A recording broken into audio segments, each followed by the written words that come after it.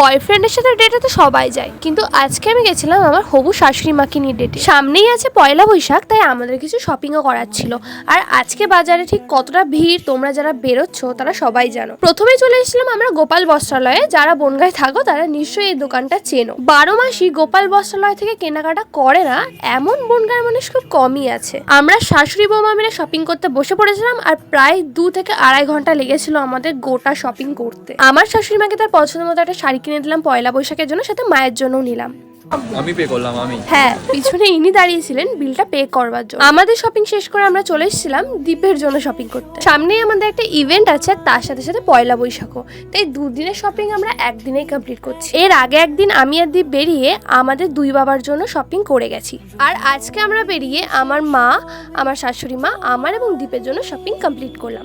দীপ এই জামাটা নিয়েছিল ইভেন্টের জন্য, আর আমরা আর কি শপিং করেছি সেটা ক্লিপ তোলা হয়নি, সেটা আমি পরে কোনো একটা ভিডিওতে দেখিয়ে দেবো। সেখান থেকে বেরিয়ে আমরা গেছিলাম মিও অমরে। সেখান থেকে আমরা কিছু স্ন্যাক্স অর্ডার করেছিলাম। আমরা অর্ডার করেছিলাম মুরগির কষা মাংস, আর আন্টি অর্ডার করেছিল একটা চকলেটের পেস্ট্রি, যেটা থেকে আমাকে একটু খাইয়েও দিয়েছিল।